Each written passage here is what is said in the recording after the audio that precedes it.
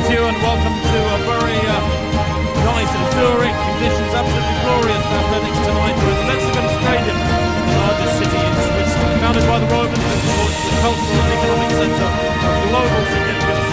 Indeed, in some surveys, it's been rated as having the best quality of life in the world. Zurich, it really is a glorious spot. And there is the stadium, upgraded last year. Tonight it sees the first of two finals of this Samsung Diamond League series. And what a 2-hour package we've got for you coming up. Well, the Weltklasse is known, has produced 25 world records over the last 50 years. The most recent last year when Jelena Isinbayeva moved the women's pole vault world record 5 metres and 6 centimetres. And its world record weather tonight again, look, 20 degrees centigrade, just a little bit of cloud, but it's been getting better and better through the afternoon after some rain this morning. And the crowd, well, it's absolutely packed. 26,000 spectators here. It was sold out some weeks ago, this arena. And the trophies up for grabs, well, the Diamond League trophies, 14 of them for the disciplines which reached their season's climax tonight. The athlete who accrues the most points through this Diamond League series and therefore is the most consistent through the entire season will walk away with $40,000 and one of those rather special trophies designed locally here in Zurich. Well, first event on the track this evening is the women's 400-metre hurdles, and there's the start list. Ailey Child of Great Britain, Odemusu of Nigeria, Hejnova, Czech Republic, Spencer of Jamaica, Anchik of Russia, Queen Harrison, late addition to the field in 6, Morisanu of Romania in 7, and Isakova of Russia in lane 8. Ailey Child of Great Britain got to the final in Barcelona. 5 of the finalists from the European Championships in this race, including the European champion. Ailey Child finished 8th on that occasion.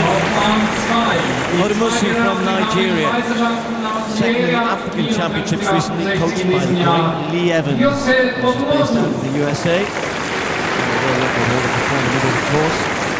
Susanna Hejnova from the Czech Republic, just outside the medals in Barcelona. Ran a really good race in London in the last Diamond League race just last weekend.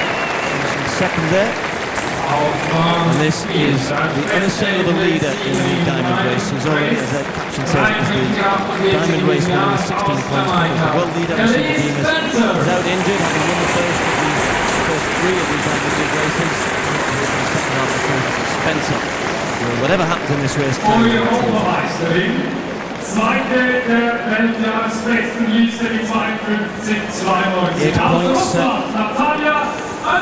up for grabs in this Diamond League final race instead of the usual 4, but Anchik still can't catch Spencer, the European champion. And as I said, late addition to the field, Queen Harrison.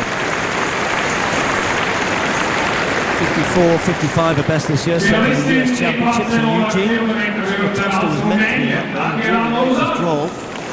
This is Angela Morisanu, 5th at the European Championships, and was at one point looking as though she was ready to take a medal. Very, very quickly indeed.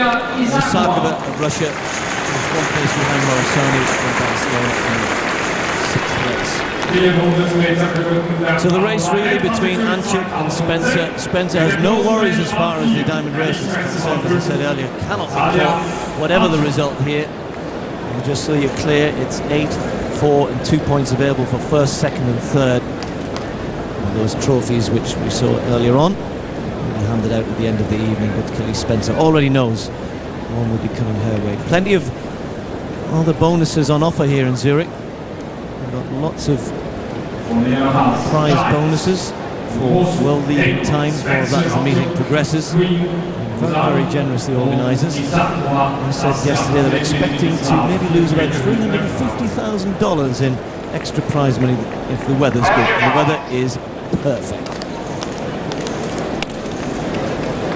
So I hope they've got a big van parked around the back somewhere with all the cash ready.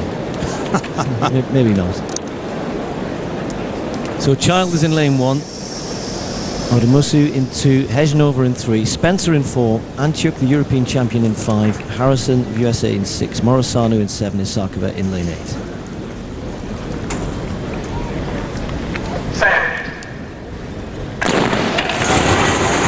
Kelly Spencer really got left in the blocks. Anchik got to well, but Kelly Spencer now starting to get moving, is already chasing big, tall Russian Dan Marsano, as ever, has started very quickly in lane 7. That just had David Spencer started incredibly quickly through that first 150 metres. A little stutter there already for the Jamaican. But a superb form. She ran a personal best here in Switzerland actually a couple of weeks ago. It was getting the stride pattern all wrong, and it was really gone with trying to come back to him. Marsano was noble. It's just starting to fade. Spencer into the home straight with a big lead here. Now, can she maintain over the last 2 flights? Takes that one well. With his huge lead here, Khalees Spencer stretches for the last hurdle. There's Nova finishing quickly. Andrew is disappearing fast. But look at the time here. Under just outside. Well, I think she went for it there. We talked about the prize bonuses, the time bonuses and all that. Khalees Spencer thought, right, I've got nothing to lose here today. I've won the diamond race for my event. I might as well chase the time. 53.33 is a personal best, just by a tenth or so. There's Nova second. Very, very quickly in the home straight. Well, she's had a long, hard season, has Khalees Spencer, but to run a personal best at this stage is pretty special. Ejnova there, second in London to the Jamaican. There's Andrew, she looks very tired, to tell the truth, as she did in London just under a week ago. She was 6th at Crystal Palace last week, and tonight she was never in the running, never in the hunt. She's made the rostrum, but a long, long way back. Spencer, I can't believe how quickly she started. She held on well. So at this stage on that penultimate flight, so often the chasers begin to run them down. Fortunately for her, I think both the Russian Anchuk and the Czech there in second place. Ejnova are running on tired legs as well. In fact, she does stretch away towards the line. It's a very, very strong run indeed from Khalees Spencer. Maintains that winning streak that stretches back to Gateshead, some 6 or 7 weeks ago. Well, she really went for it, and 400-metre hurdles is all about rhythm, isn't it? It's all about sticking to the stride pattern. And yes, when you move into personal best territory, then you perhaps got to take 1 or 2 risks, and she certainly did that. But rewarded with a personal best, and she'll be lifting one of those trophies later on this evening. Huge crowd in here, 26,000. Fabulous atmosphere already. You can hardly hear yourself. Personal best, 53.33 for Spencer, winning that one. Ejnova, 54.54. Another good performance from her. And Odemusu it was that came through for 3rd place, 55.11. Well, there have been several field events going on over the last hour or so. One of them, the women's long jump, which came to a climax just a little while ago. Pustela of Switzerland brought a big roar from the crowd with 6 metres 70 in the 6th and final round. That was the best of her series. Pustela, who failed to qualify for the final of the European Championships, taking 3rd place. 2nd place going to Lyudmila Kolchanova of Russia. 5th in the European Championships, Kolchanova, 6 metres 73 for her again, coming in that 6th and final round. But the outstanding winner here tonight was Brittany Reese. She was already ahead in the Diamond League points. This confirmed her as the champion. The American jumping 6.89 with her very first effort. She followed that, can you believe, with 5 no jumps. Yes, she didn't really need much more. But she is the world champion, an easy world number 1 last year. And the 23-year-old confirms that form, maintains her form after what has been a great season with this victory tonight by some 16 centimetres. You wouldn't know it, but she's just won $40,000 and is the inaugural Diamond League champion in the women's long jump. That was round 1. That was followed, I can tell you, with 5 X's across the following rounds. She could have been caught tonight by Klishina or Gomez or even Brianna Glenn, but none of them in form.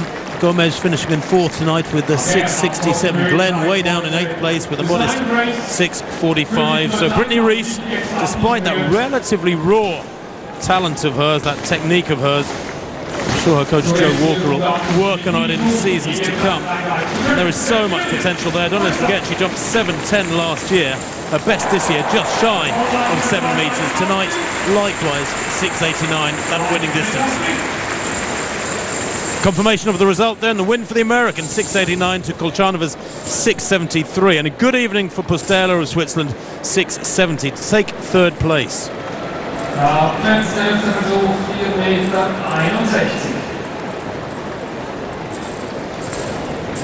Well, the 400 metre hurdles producing a very fast time for the winner there. The another field event underway is the vault.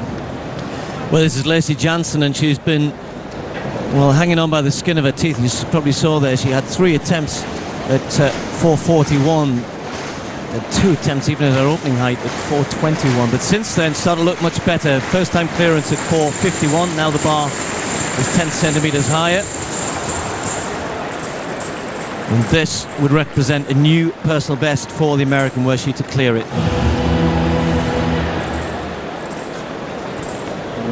An event which of course has missed Zimbayeva this year, and all the reports are she's ready to come back next year. And if we see Lacey Jansen maybe take her attempt before, you can see the athletes already on the far side getting ready for the steeplechase, which promises to be one of the highlights of the evening. This is one of the some of the events, well, the diamond race is almost over, but certainly not in this one. No, far from it. No one's broken 8 minutes so far this year, and that is the target this evening. So the third quarter needs to be paced hard to keep it on tempo. Haran Lagat has been given that job along with Elijah Chelimo, but what a field it is. The Diamond League leader is Paul Kipsiele-Koech, the Olympic bronze medalist from 2004, has had good wins in Stockholm and London over the last fortnight. There's Jon Lukyanov, World Student Games champion last year, 4th in the European Championships, the Moldovan. Jim Kowiak of Poland was 5th in the European Championships. These men, I suspect, will really struggle to mix it with the best of the Africans. Blanco de Hoesnius Blanco, the bronze medalist from the Europeans. Huling of the USA, their champion, has broken new ground this year. Langat, Patrick Langat is an 809 man this year. Bob Tari, the European Championship bronze medalist.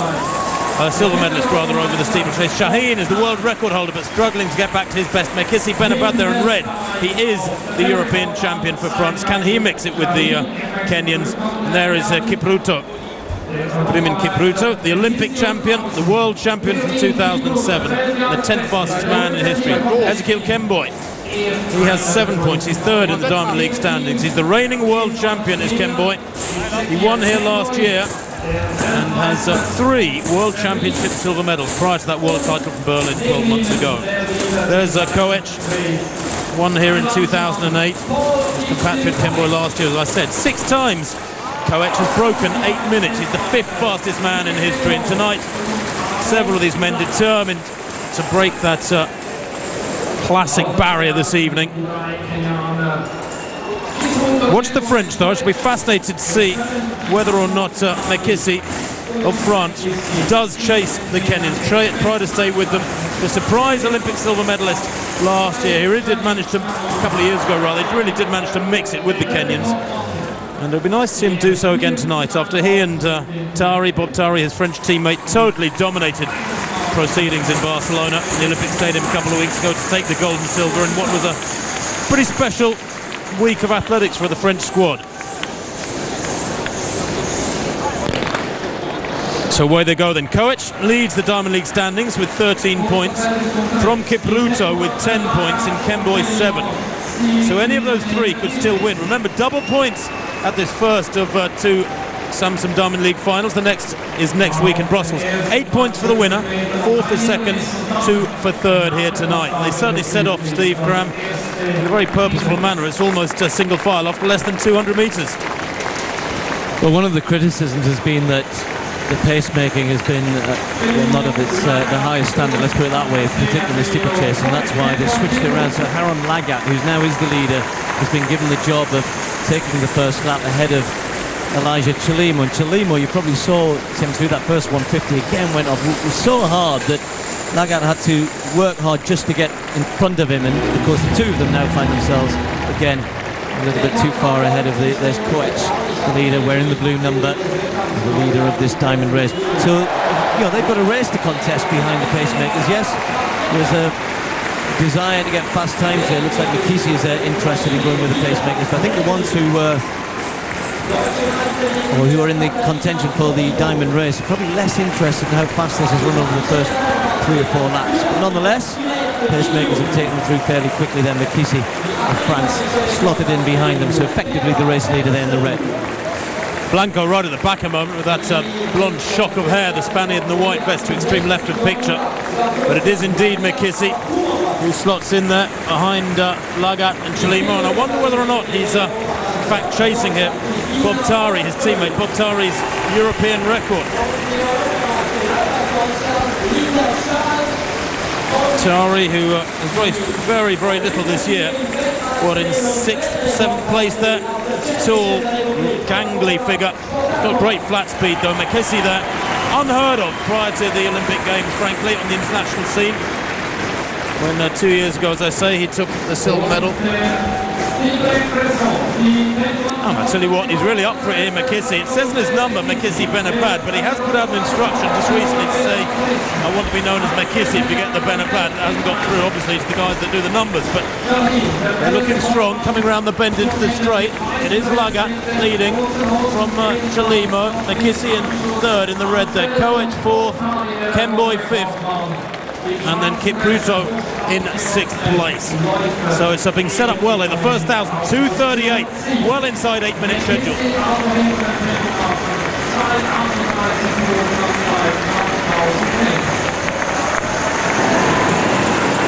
Well, one event already finished in the field is the men's discus, and again this one was hanging in the balance a little bit, and there was a surprise performance from Mario Pestana, who led early on in the 3rd round, went out to 66.49. Sorry, this Spanish athlete there, Mario Pestana, and at that point was leading the competition. Now he really wasn't figuring in the race for the diamond race. This man was. This is Malachowski, the European champion, the Olympic silver medalist, and he knew he had to perform well, and finally in the 5th round he found a big throw. And that one went out to 68.48. And at that point, well, he knew not only was he doing well in this competition, he was leading it at that stage, but he was pretty much securing the diamond race. But a couple of minutes after that, in steps Robert Harting, very experienced German. And he's starting to come good in the second half of the season. Took the silver in the European Championships behind the big pole. And then just reversed the order here, not by much. 68-64, just 16 centimetres further, but it was enough to win the competition on the night. But it was the big pole, Piotr Malachowski, who walked off with the big prize. Cavaggio and Canto, who both had chances of doing well here tonight, could only finish 4th and 5th, and had either of them won because of the double points, they would have carried off the diamond trophy. So Harting wins on the night. It's Malachowski's season. It certainly has been a good one for him. European champion and now winner of the diamond trophy.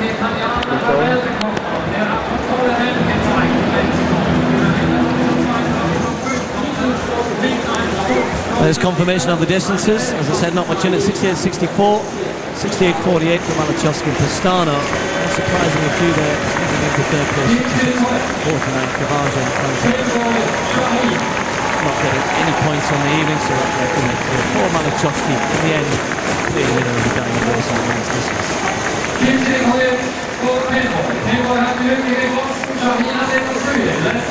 Well, back to this 3,000 metre steeplechase in the arena. Both pacemakers out now. Remember the first kilometre, 2:38.02. We're looking for around 5:20 at 2 kilometres. There it is, 5:20.82. They're still on something pretty much spot on for 8-minute pace. 2:42 that second kilometre. It did slip a little bit. Lagat dropped out after just 3 laps, the initial pacemaker. I was expecting him, and we were told he would probably stay in slightly longer than that. But we've got Koech now from Kemboy. These two beginning to get away. McKissy, perhaps a little over-enthusiastic in the early laps. You can see at the back of that group now, back in about, 9th place, 8th place. And it's Koech now with 2 laps to run from Kemboy. Remember, Koech has 13 points. Kemboy 7 points. If Kemboy were to win and get 8 points, he wouldn't catch Koech, that's for sure. But these 3 are well away. Well, these 2, I should say. Good to see, although he's beginning to struggle a little bit now, back in about, what, 6th place. The world record holder, Saif Saeed Shaheen of Qatar, has won here 5 times as Shaheen. He's never lost here, in fact. But his last steeplechase he failed to finish. That was in Lausanne back in early July. Those two head on their merry way. Koech with a blue number because he's the Diamond League points leader. Takes the water jump for the penultimate time. Kemboy with that little head nodding style of his, staying on his tail. Now, can Koech shake it clear here? There's a bonus of $20,000, by the way, for the winner. If he runs under 8 minutes, he sets a new world lead. $10,000. Anybody else who gets below 8 minutes, there's some incentive for these two. And at the bell, 6:59, Steve. Well, Koech has done his best to run the finish out of Kemboy, but I don't think he's going to be able to do it. He knows that 9 times out of 10, Kemboy can get past him. Koech has had the better of the races recently. Kemboy's just kicked a little early here. He looks behind. Koech has been working so hard to try and run away from the field. He still has a chance here, and maybe, just maybe, Kemboy's just kicked a little early there. I'm just watching Bob Tari in 4th place, about 30 metres down, but really pouring it on at the moment, Bob Tari. And Kemboy leading from Koech. Critical how they take this final water jump. Well, that gap is growing. It's 4 or 5 metres now.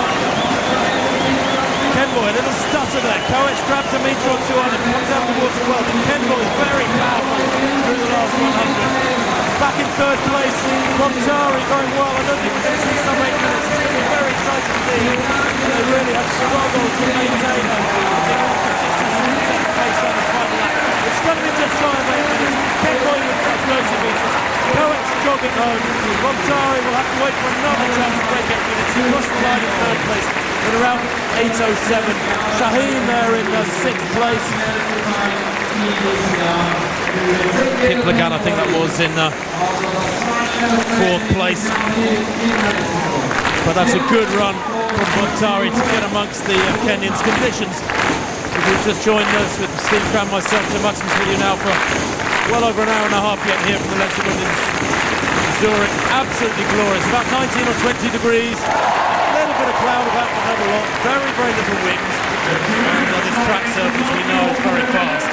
We had a sub 10-second 100-metre race earlier on in one of the warm-up races, can you believe?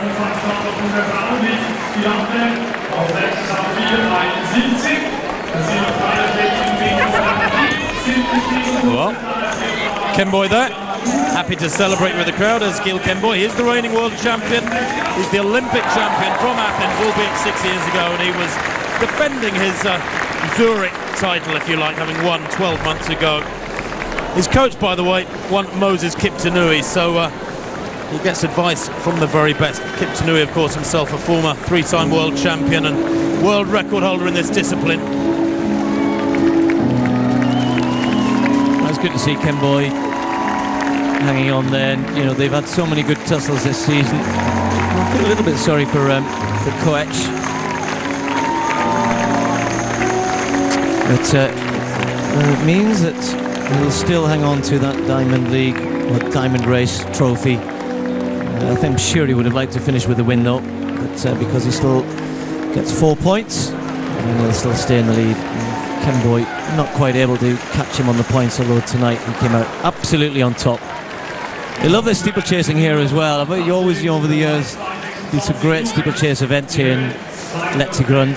Well, I was just checking, Steve. We were talking about Kiptanui just now. He did set a world record here back in 1992, Moses Kiptanui, 8:02. In fact, about a second slower than Eskil Kemboy. His charge won with tonight. Confirmation of that season's best for Eskil Kemboy. 8 points for him, but he does finish in 2nd place in the Diamond League standings from Paul Kipseli Koech, who becomes the Diamond League champion. Bob Tari there, 3rd place, just keeping the European end up.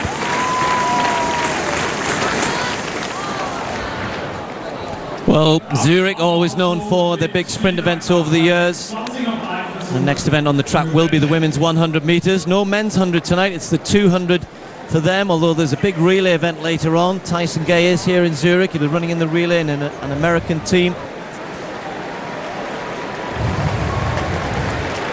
Good crowd and a knowledgeable crowd, and those are the trophies. Koech has just assured himself of one. We've seen Brittany Rees take one in the long jump, and plenty more to be earned here tonight.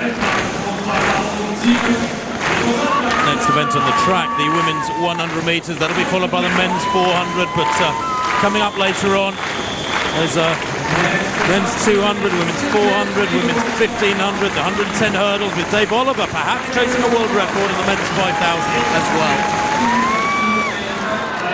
So there's the lineup for the women's 100. The new European champions: Soumaré of France on the inside, Simpson of Jamaica, Myers USA, Jetta of the USA, Campbell Brown of Jamaica, Okagbare of Nigeria, Baptiste of Trinidad, Seiler of Germany, and Okbaribo of Norway.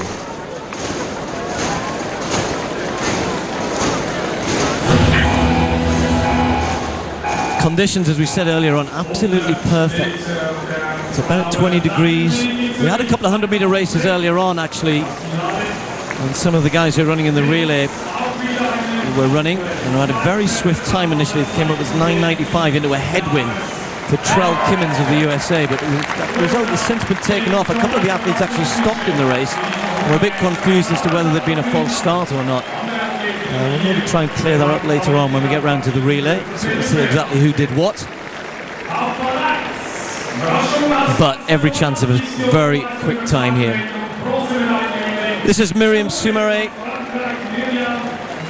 won the European 200-meter title in surprising circumstances.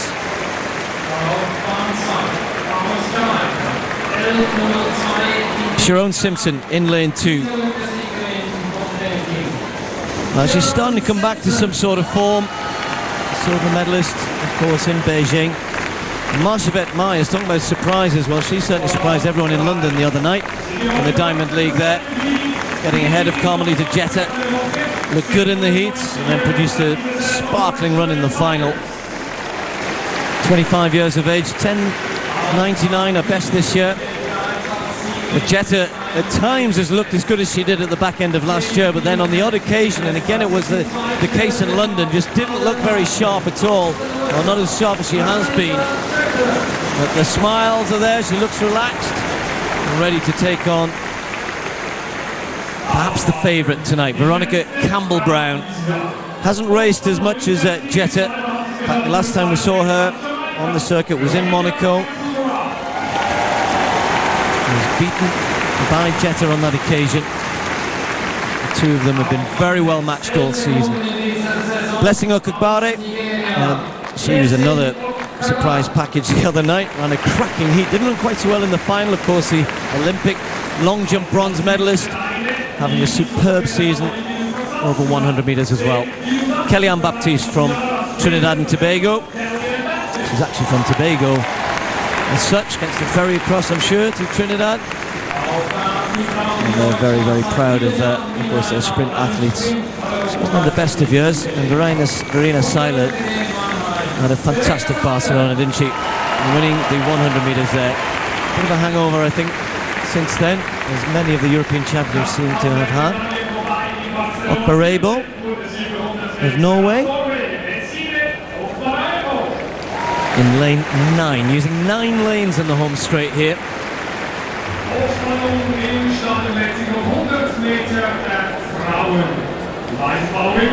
So the two big names right in the middle, lanes 4 and 5, Carmelita Jetta, Veronica Campbell-Brown.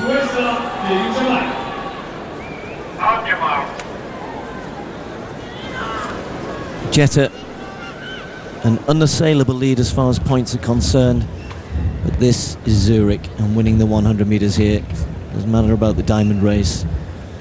She'll be trying to make sure that Campbell-Brown doesn't reverse the positions they found themselves in Monaco.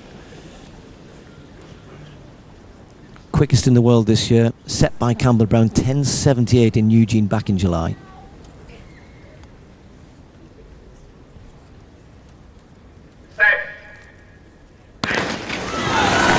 Campbell-Brown gets the best start, just leaves Jetta by half a metre or so, but here comes Carmelita Jetta, and Myers is going well also, but Campbell-Brown still has the lead, and Campbell-Brown starts to go away again. Campbell-Brown, oh, and Jetta maybe just got it on the line, and almost falls over. The two of them are looking, they're not sure, I'm not sure. Campbell-Brown was ahead until 5 metres to go, and then right at the end just seemed to not be able to maintain, and Jetta leaning for the line may have just got there. We'll have to wait for the photo finish here, Tim, but that was oh so close. All the way down, Campbell Brown looked as though she had it. But Jetta never gave it up, and right at the end, got back on terms with the Jamaican. Well, she had such a brilliant start, did Veronica Campbell Brown. It was there to lose, frankly. Jetta is strong over the second half, but she starts leaning forward. Look at her here, overstriding, leaning forward. She over-anticipates the line. Jetta, her form is not exactly great there, rocking from side to side, but look how tight it is at the line. Oh, my word. Place your money now. I thought Campbell Brown just got it there. Very tight indeed, although she got the advantage of being on the near side in that shot. And Steve, exactly the same time, but they've given it to the Jamaican. They have, and of course the time just goes down 200ths of a second, but they'll very quickly on the photograph, we'll be able to see when they get down to thousandths of a second who's won that. And Campbell Brown, well, she just hung on there. Jetta almost out-leading her. 10.89, super fast times by the two of them. And I know people don't always want to hear us talk about money, but there was a $10,000 extra bonus for anyone who went under 10.9, so both of them will receive that. It's a little bonus for Carmelita Jetta, but you know, I'm sure, positive, she would have preferred to have won that race there. Look how hard she was fighting for it. Out of the blocks, Campbell Brown certainly the quicker. Started much better, but then Jetta so strong over the last 20 metres or so, and then it was all in the lean. Campbell Brown, when she crossed the line, thought maybe I've lost that. There it is. Well, you sort them out. That's why we have photo finishes. It is indeed, down to the thousandth of a second, and that's when, of course, you realise how important a good start is, frankly. Give away just a few hundredths at the start, could be the difference between winning and losing, and therefore, a couple of noughts on your paycheck. But she has been phenomenal, Campbell Brown, this year. We've hardly seen her, VCB as she's known, hardly seen her since New York, where she inflicted the only defeat of the season on Alison Felix over 200 metres. Same time for first and second, but Veronica Campbell Brown gets the nod, 10.89. Carmelita Jetta, 10.89 also. And Marchevette Myers continues her improvement with a season's best, almost a personal best, 10.97. Well, back to this men's high jump, and Jessie Williams here, who's been in very good form. Second in London last week, Williams. Oh, that's a nice clearance from Jessie Williams. 2.26 there for Williams, first time, maintains his clean card. 2.20, 2.23 and 2.26. Very high caliber field here, as you would expect in this final. It includes, of course, Ivan Ukov, the Russian, who was surprised and he was beaten into second place at those European Championships. Here he is, Ukov, winner in London, pops over 2.26 himself. He passed at the previous height, by the way, 2.23, but came in a height earlier than Williams. They've each had 3 jumps, each with a perfect card so far. The Russian record holder, 2.40 last year in fine fettle.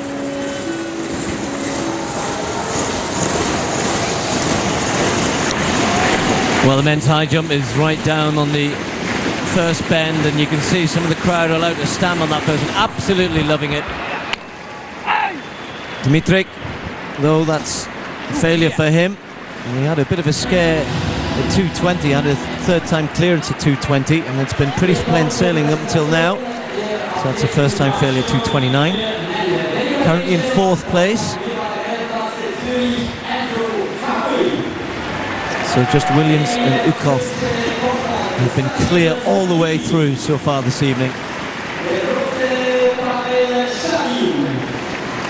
And there's a, as ever, cracking atmosphere. The Letzigrund just has to be one of the best places. It doesn't matter whether you're a track athlete or in the field. And since it's been, well, I hesitate to say upgraded, it was a fantastic stadium anyway, but it's gone through its transformation.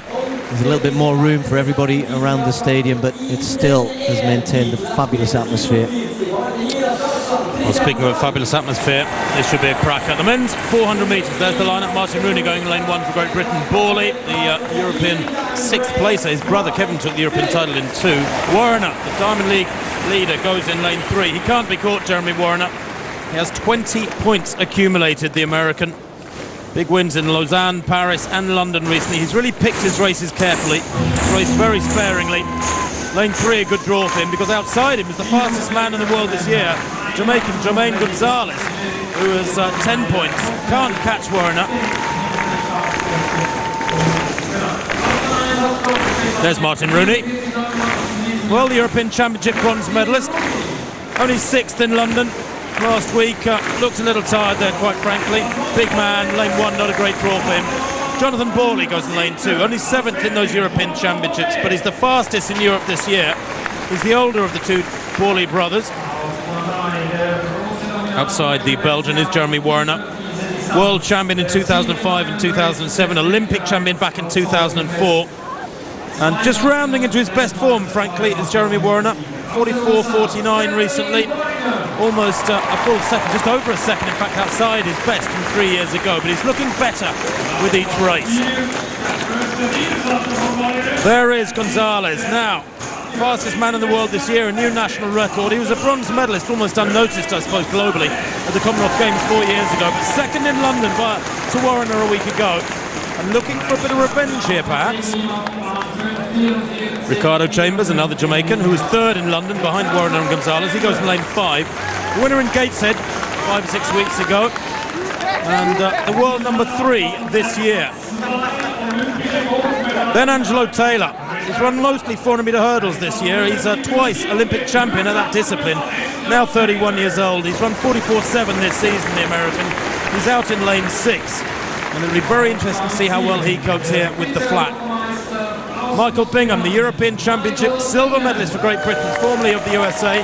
Only 4th in London last week. One of a host of Europeans who did look very, very tired in the British capital. And then in lane 8 on the outside, Ireland's David Gillick was probably very disappointed with his 5th place in Barcelona at the Europeans.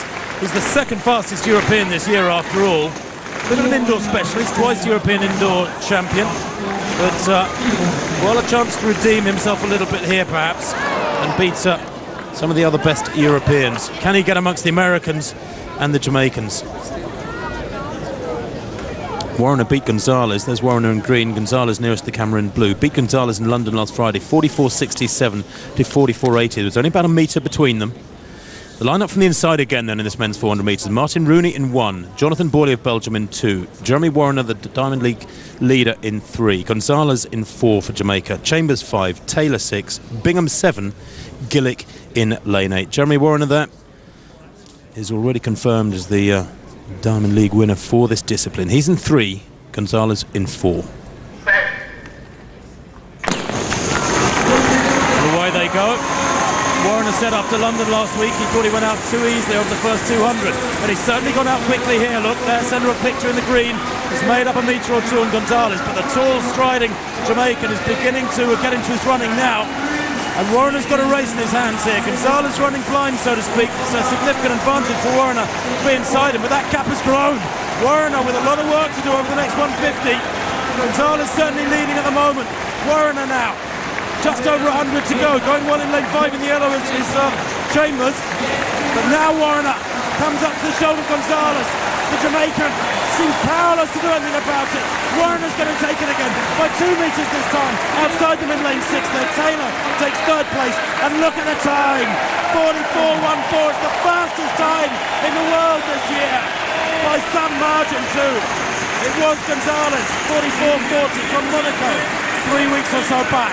Now 44.13 has been rounded down to, and once again for Jeremy Warner, under the tutelage, remember, of his coach Clyde Hart. Sub 44 seconds comes into focus, and that was a very, very convincing run indeed. He did have that big advantage, Steve, being inside Gonzalez, but he went out hard, then coasted, it seemed, that middle section, came back very, very strongly indeed, and that was Warner almost back to his best, just about unbeatable down the home straight.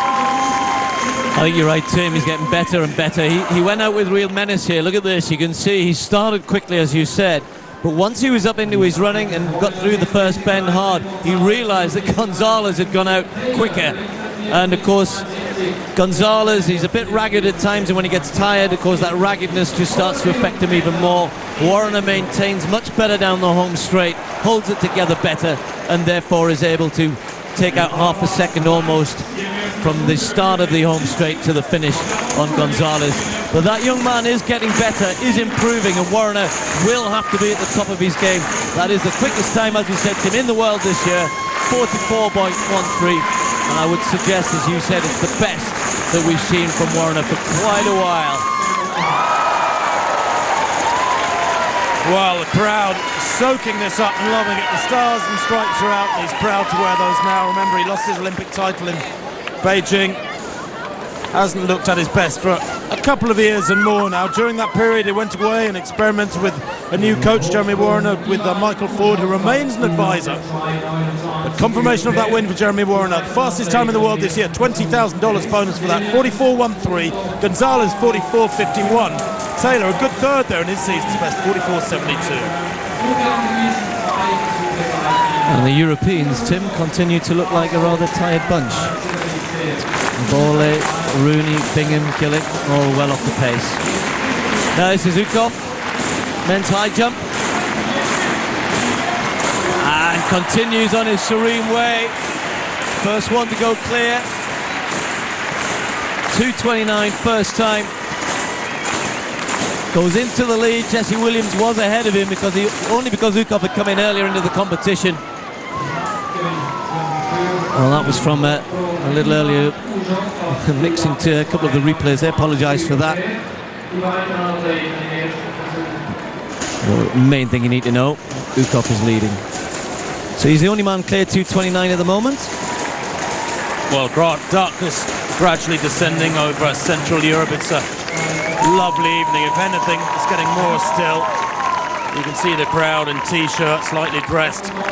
And this is so good after the last couple of days. Women's javelin. Well, the third placer, Catherine Molitor of Germany. It's Nagara Balamaika throwing a 60.38 with her opening effort. That put her in the lead at that stage. European Championship 8th placer, Balamaika. And there is Molitor. Balamaika caption a bit of a red herring, I think. Christina Obergfall. Well, the German is the European Championship silver medalist. A bit of a banker for the Germans, the Olympic bronze medalist. And Obergfall with her opening effort going out to 64.33.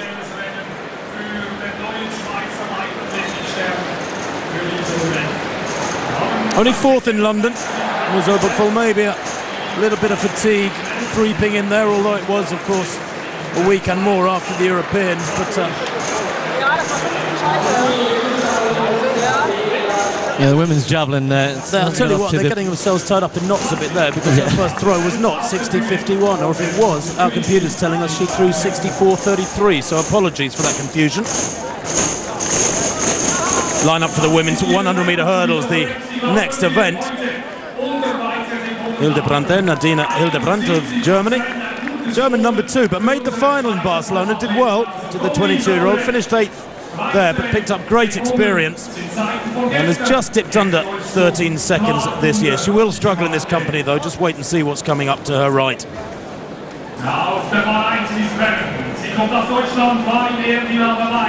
Looks nervous, doesn't she? Great experience this, though. Bank it all. Kristina Vukicevic of Norway just missed out on the medals. Did Vukicevic, 4th in the Europeans. European under-23 champion last year. A disappointing 8th in London last week. Let's hope she's recovered more. And then the European number 1 this year, but could only take the bronze medal at Barcelona. This is the German Caroline Nitra. Hasn't raced since Barcelona, incidentally. Lolo Jones, the world number 2 this year. She won here 2 years ago. It's come off the boil a little bit by her standards in the last fortnight. 3rd in Stockholm, 3rd in London. But twice world indoor champion Lolo, and on her day, just about unbeatable. She is the 2nd fastest in the world. Now there's a fascinating athlete. The surprise European champion in lane 5, Nevin Yanit of Turkey. World Student Games champion last year, but what a series of races she put together in Barcelona with national records in the semi-final and that winning final performance. Priscilla Lopez-Schleep of Canada, the world number 1 after that big win in London. 12.52 in the wet at Crystal Palace 6 days ago. She goes in 6th. Derval O'Rourke, she has a wonderful championship temperament, raised her game in Barcelona to take the silver medal behind the champion Yanit. This isn't a Diamond League event, by the way. The final for this one will be in Brussels next week. Zurich of Switzerland. Well, the 21-year-old made the final in Barcelona and finished in 7th place. Broke 13 seconds for the first time at the Swiss Championships this summer, so she really has come on, and come on very well indeed. 12.84 she ran at the Swiss Championships to make a big breakthrough. And then this 9-athlete field completed by Yevgenia Snigur of Ukraine. 5th placer in the European Championships. Only 8th in Stockholm. But a 12.60 athlete at her best. If she can get down to that sort of level, she could get her in the top 3 here.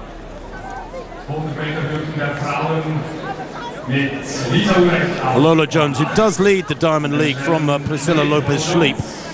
But they've got 14 points each. She leads on a win-loss record. This, they'll remember, not a Diamond League event tonight.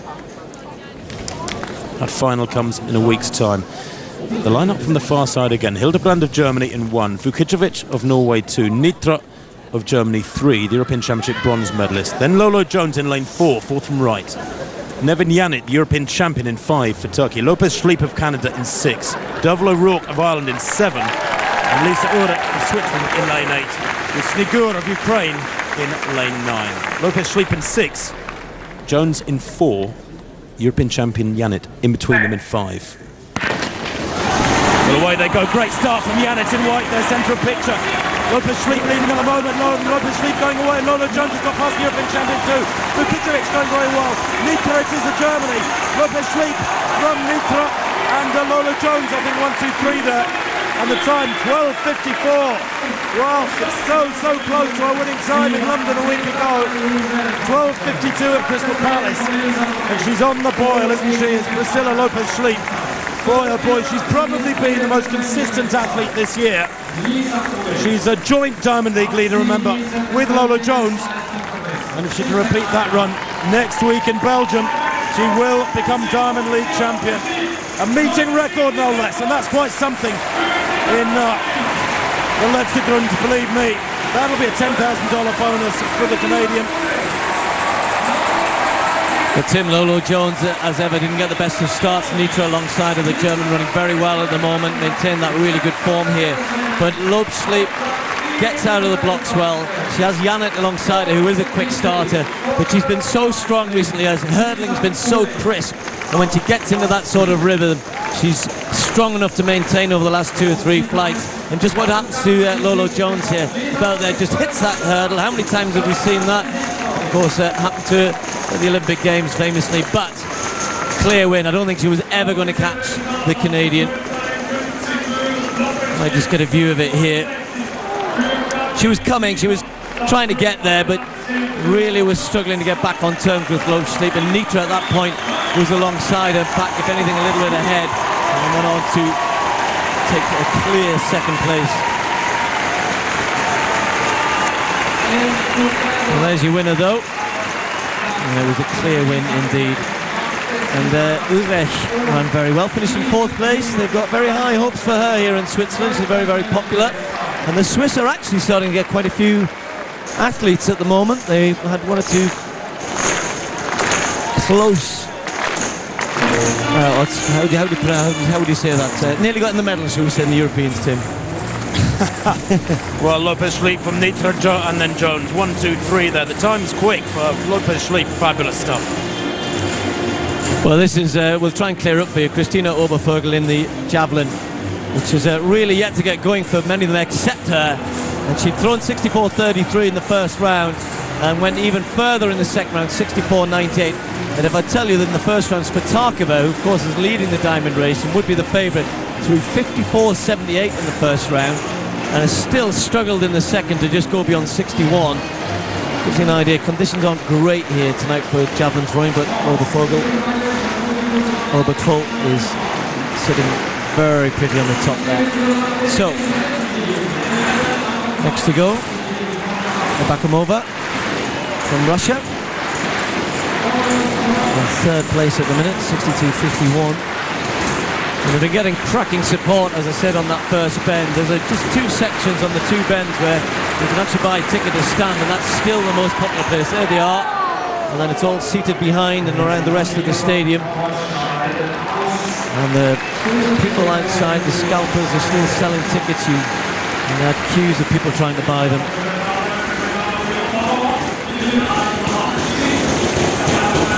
So Bakamova in the third round. Oh, it looks as though it's stalling. It is indeed. Yeah, it's really hard. There's not a breath of wind out there. We've had a slight headwind in the sprints. I mean, you're talking about 0.2 meters per second, but there's absolutely nothing. It's dead air that they're throwing into. And that one just stalling and tailing down. So no improvement for her. She'll remain in third place. Well, the next event on the track is the men's 200 metres. We're at the halfway stage in that women's javelin. Plenty more to come. It's not the best of series so far for Bakamova. Now, Christina Obergfall. Let's tidy up the situation for you. 64.98 in round 2 is her lead. Barbara Spatakova, by the way, only 61.43 so far. She's got to have her third round throw yet. Obergfall here, 64.33 and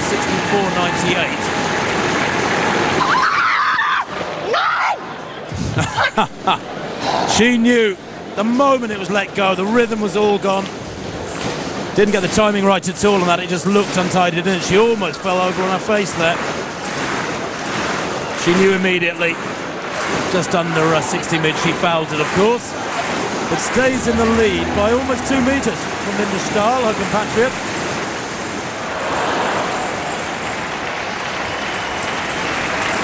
Well, that's taking place down on the first bend, and then over on the far side, the men already out on the track for the men's 200 meters.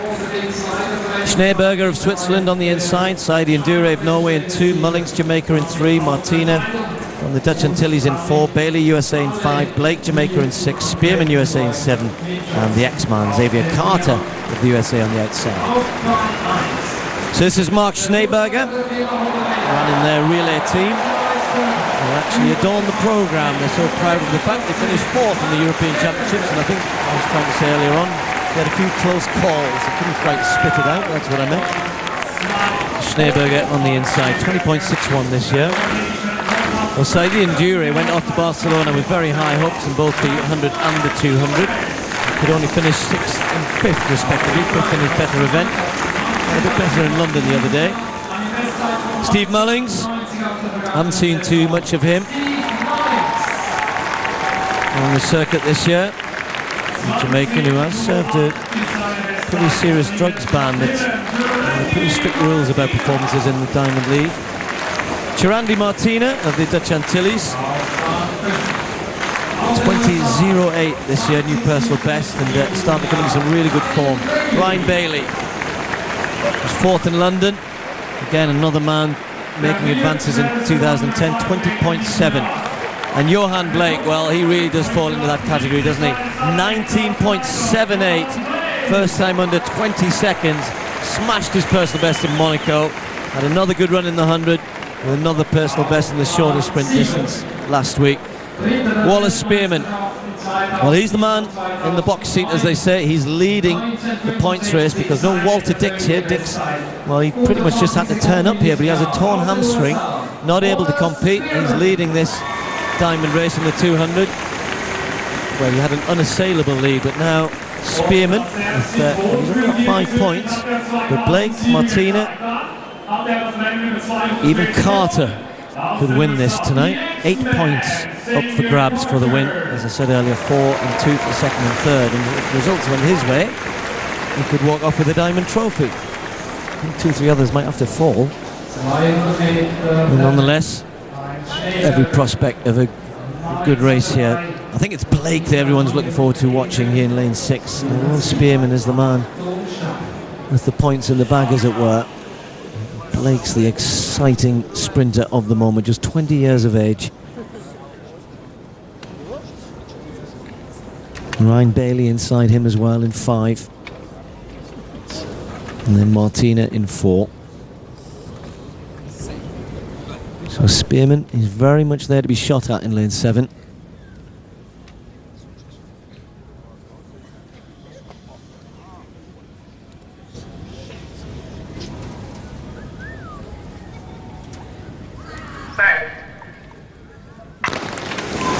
Blake got a terrible start in lane 6. Spearman gets away well, and inside Blake, Ryan Bailey's had a cracking bend as well, and also Steve Mullings of Jamaica in lane 3. And as they come round the bend now, Blake's starting to come back into it in 6, and Spearman's got a lot of work to do because it's Blake and Bailey. But here comes Spearman, and Spearman's flying through. Will he get there? Spearman wins it on the line ahead of Blake, 19.79.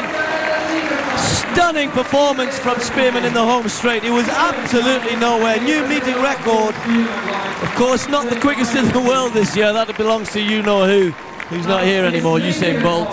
But that is a season's best and one of the best runs we've seen from Spearman for a long time. He was pushed all the way by Blake.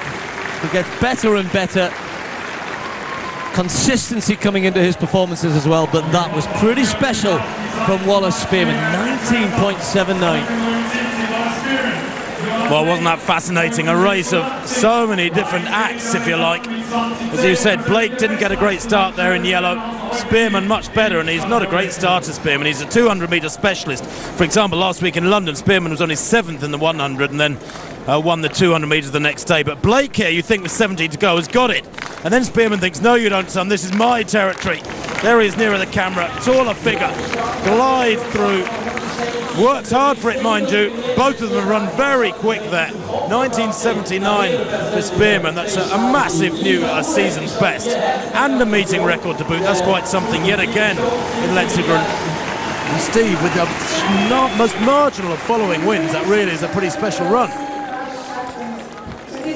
Yeah, you know, Spearman is one of those guys who's always had the ability, always had the talent. He's picked up medals at World Championships. And, well, he's in a tough event, isn't he, with Bolt and Gay, but he's definitely best of the rest. And that proved it there tonight, and he wasn't going to let those youngsters, Blake and Bailey, get ahead of him. Personal best for Bailey in 3rd, 20.1. Blake continues to look very, very good indeed, 19.86, but the winner, 19.79. New meeting record here in Zurich for Spearman. Well, back to this high jump, which is on the big D at one end of the track here nearest us, just past the finish line. Really is a lovely intimate feel to this Swiss stadium. It's like those up in Scandinavia where the crowd can almost reach out and touch the athletes. Here's Ivan Ukov. The bar at 2 metres 35, can you believe? He's got the competition won. That first time clearance at 2:29 was the winner. Nobody else cleared that height, can you believe? He's passed the 2 previous heights. 2:35 for Ukov. No. Well, that wasn't that close either, actually. Tipped it off early on.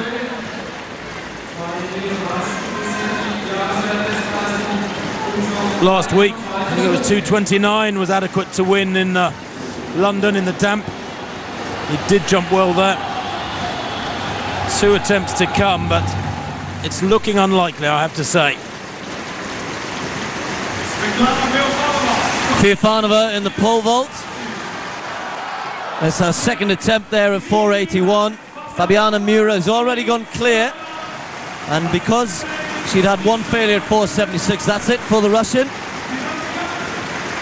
And that means that Mura, who's had first time clearances all the way through, is in superb form, the Brazilian, and will be the winner here tonight, and indeed of the Diamond League in this discipline.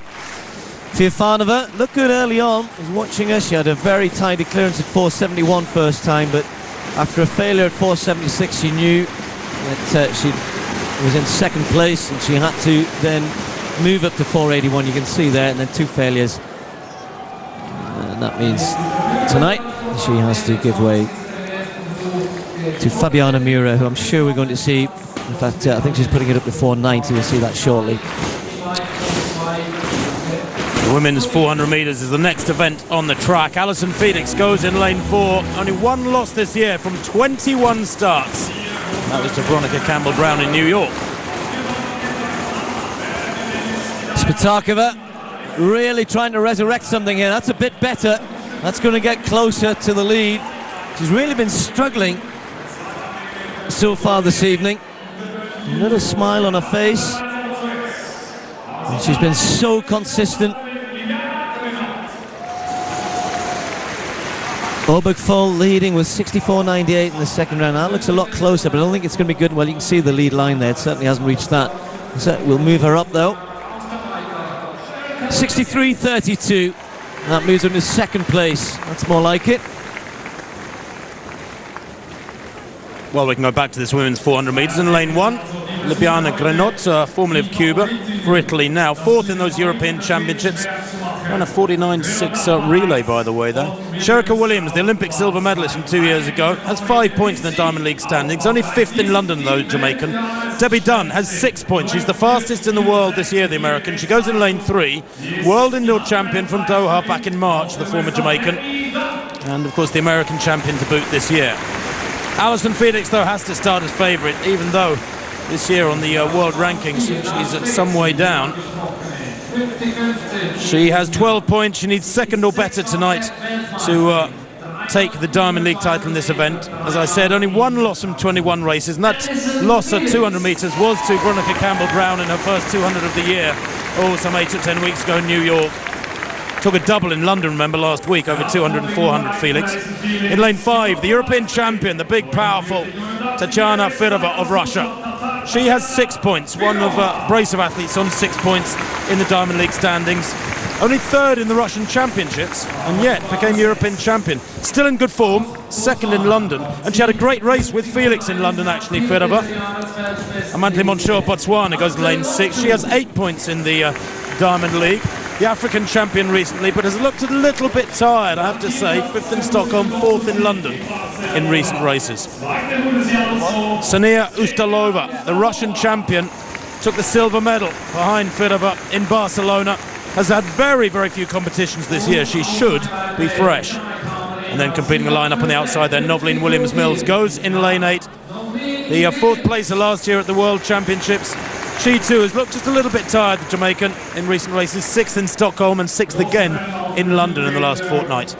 But Alison Felix, well, under the tutelage of coach Bobby Kersey, she has become a formidable opponent. Hasn't broken 50 seconds this year, but it's her competitive pedigree that is so strong. Last week it really was tested against Firova in Crystal Palace, where they had a real ding-dong down the home straight over 400 metres. Felix came out on top, and don't be deceived by her lithe build. She's tremendously powerful. Only 3 athletes under 50 seconds this year. Can Felix join them? Top 6 in the world are in this race tonight. Felix is only ranked number 8 in the world. Dunn is in 3, Felix in 4, the European champion Firova in lane 5. Well, good start from Felix there. Grabbed a metre out of Firova straight away there. As they head round the bend, you can see Felix is almost up on the Russian. Goodness me. In fact, it's Firova who's gone off very slowly, because outside the Russian Moncho in lane 6 is well away too, there, 3rd to left. But now Firova's getting into a running. Felix settling down. Dunn has gone off pretty quickly too. Look there, central picture. She catches up on Felix here, the halfway stage. And hard to say who's in lead. Possibly Moncho there to left of picture in the red top and blue shorts. Firova's beginning to fade a little bit here as Moncho continues on her way to the left of picture. But on the inside there, look at Sherika Williams in 2, Debbie Dunn in 3, Alison Felix in lane 4 in the all black. Now has Felix got the beating of them here in this last 50. She urges herself on, gets the metre. Dunn trying to battle against her. Moncho putting up a good battle here, but it's Felix, Dunn, Moncho, 1, 2, 3, 50.39.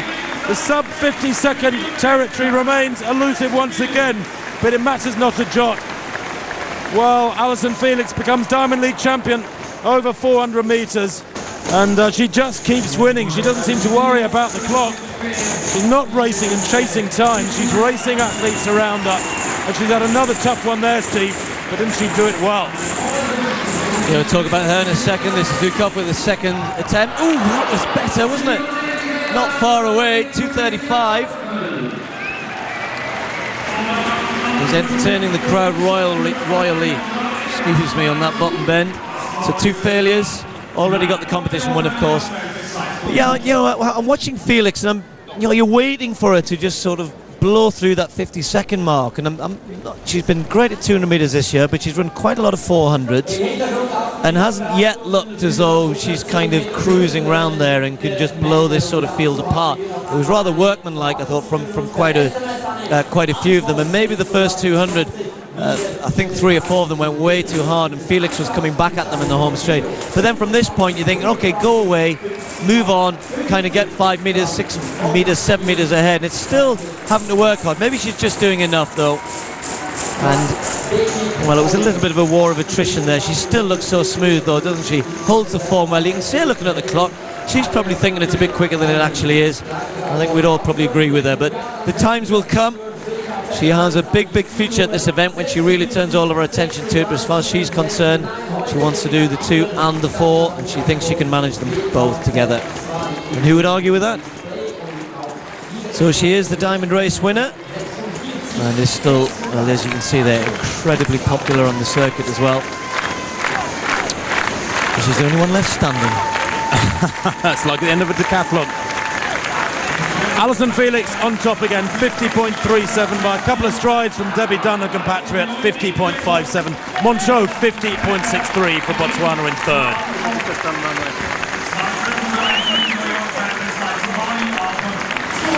So Ivan Ukov then, 2:35, 2 failures. The second one was very close indeed.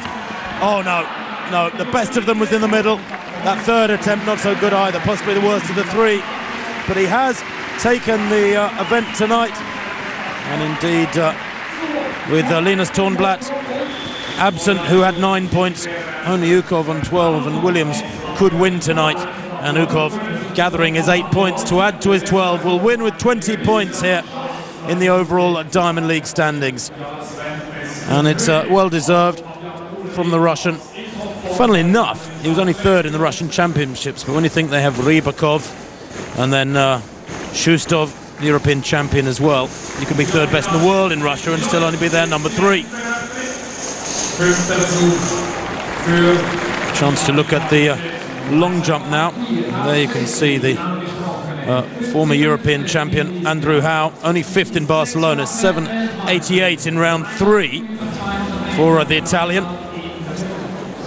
Chris Tomlinson, well, delightful bronze medal for him in Barcelona. Chris Tomlinson, 7.97 in the second round. By the way, we're just bring you up to speed with these off tape. We're almost at the end of round 3. And Dwight Phillips, well, his opening effort, 8 meters 20, put him way out in front, and he still is. He's the only athlete that's broken 8 meters at the moment. Tomlinson second with that 7.97. Dwight Phillips yet to take his 3rd round effort. That was a little while ago.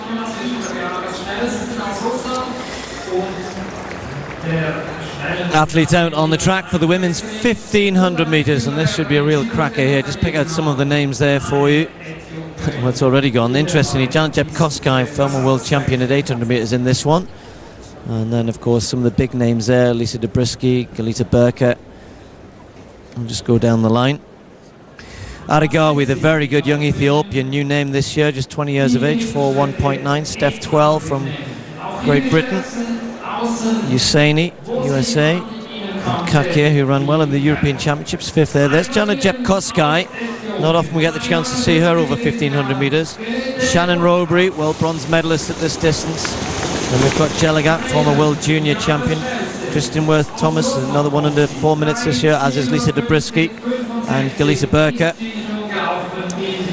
So they're the favourites. And you can see the diamond against her name. Alminova's just waving to the crowd, the Russian next to her, but it's Langat who leads the diamond race. The Olympic champion's been in superb form, particularly in the second half of the season. So our 2 pacemakers on the outside, Belletta and Cummins, have got to, I think, been asked to go very quick indeed. They've actually been running 63-second laps, which will bring us in, if they maintain that, around 3:55, 3:56, something like that.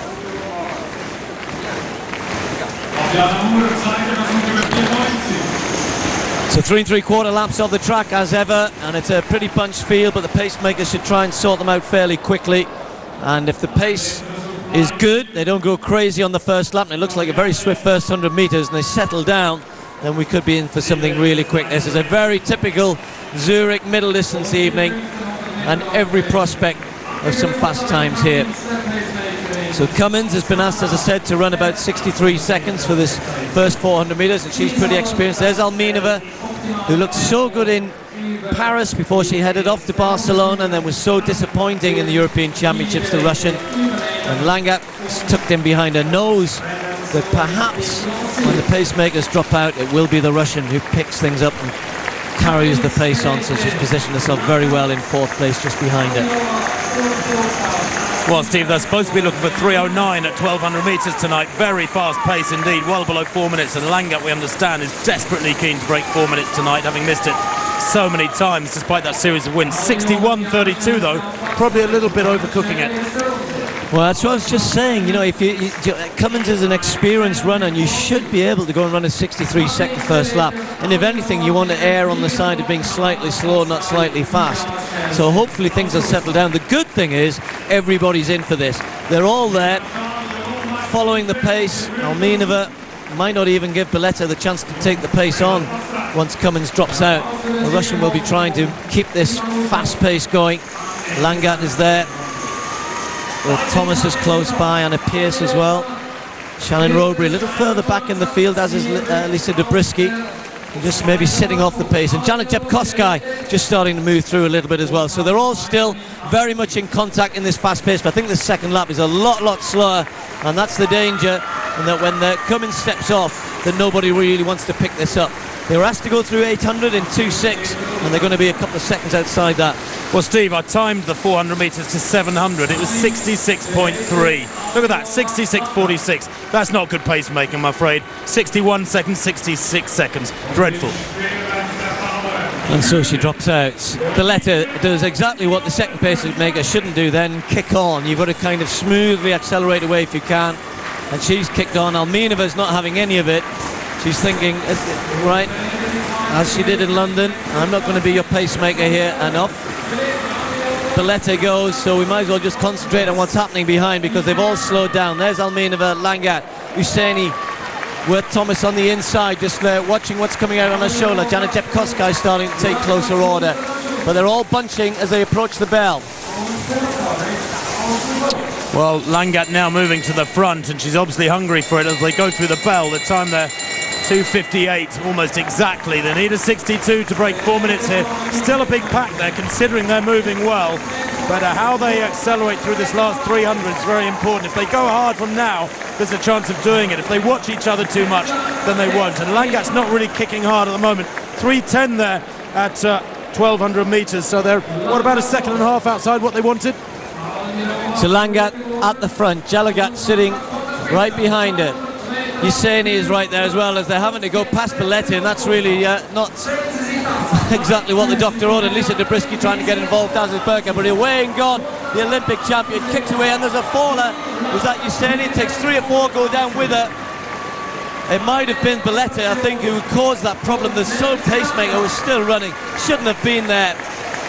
So Langat's going to win this one fairly comfortably in the end. Steph Twell trying to get ahead of Berger for 2nd and 3rd place, but they're a good 5 metres back. Lisa Dobrisky was involved in that melee as well. So Langat wins it. The time outside 4 minutes, then Berger, then Twell, then Dobrisky. Well, what a mess that was. Not for Langat, no problems for her. The pacemaking was all over the place. Didn't mind her, it doesn't matter. She'll be disappointed she didn't get a fast time. But Husseini there in the, I'll call it pink strip there, took down her teammate Pierce, and 1 or 2 others went down on that top bend timber. I suspect it was Belletta, the pacemaker, who was still running in the inside lane, and everybody was trying to get past her, caused a right melee there. Well, she actually pulled out with about 180 to go, but for about 100 metres they were pouring past her as she was slowing down, and you could have created more of an obstacle and created more chaos if you had tried. Here she is, look, now she's been passed here, she's done her job, step off the track. No, they have to go round her, and of course the athletes don't expect this. They don't expect her that obstacle 2 feet wide on the inside lane. That's what it causes, just a little bit of bad positioning for a variety of athletes in the pack. Oh my word. Heavy falls too. Well, initially it was Jalagat who caught Husseini, and with apologies to Belletta, as Tim said, they had got past her, and she survived the first clipping of her heels, and then it was Lisa Dobrisky who was boxed in a terrible position with 150 to go, was trying to get out herself, and I think she then clipped Husseini, who then went down rather heavily, as you said, and took 2 or 3 others with her. But all that was happening behind her winner, Langat, who serenely marched on down the home straight. Well, what a messy race that was. Real disappointment. Wasn't it awful? It does confirm Nancy Langus as Diamond League champion. Burker second, Steph Twell. A personal best, that 4.2.54 for the Briton. But wouldn't call it a comedy of errors, but with 61 and 66 from the first pacemaker, and then the second pacemaker not stepping off the track and getting out of the way as she should have done. That was disappointing. And disappointing for Fabrice Lapierre as well. You're going to believe this. He's had 4 no jumps. And Lapierre, well, he was the one man who perhaps could have snatched the Diamond Trophy away from Dwight Phillips, who is the leader. 16 points at the minute, but Lapierre himself has 11 points. What is going on out there for him? He has to get a legal jump in, and he won't take any further. Well, that's 3 no jumps. I can tell you he's actually had 4. Well, a chance to see the men's high jumpers ceremony of that men's high jump competition. And in third place, Alexander Shustov cleared 2.26 first time. That was followed with 3 failures at 2.29. So on this occasion, the European champion, the man who took the European Team Championship title earlier on in the summer, unable to make any further impression on the leading pair. He was only 4th in London last week, 3rd here tonight, but frankly, at the end of your career, people look at your medals, they look at the championships, and he has his gold from Barcelona. Jesse Williams was 2nd in London last week. Ukov, 2nd here again tonight. That for Williams was the first time clearance at 2.26. And he had a perfect card up to and including that height. It's a little disappointing that neither he nor Shustov could go beyond this, enjoying himself while he's on top. But Jesse Williams finishing in 2nd place with that card. And then Ukov, as we've already seen, comfortable victor by a height with this at 2.29 first attempt. He was well over that too. A lot of daylight between the Russian, the European silver medalist, and the bar. He loves it too. He really wears his heart in his sleeves. He's a great character. Passed the next couple of heights and then attempted twice at 2.35, which would have been a world best for this year. Would have improved his own world best, in fact, of 2.34. That was achieved in Monaco, about a month ago. But it was beyond him. The victory wasn't. 2.29 was good enough for maximum points and the Samtum Diamond League title for the Russian. A confirmation of it there. Ukov, Williams and Shustov, 1, 2, 3. A group of men on 2.26 there.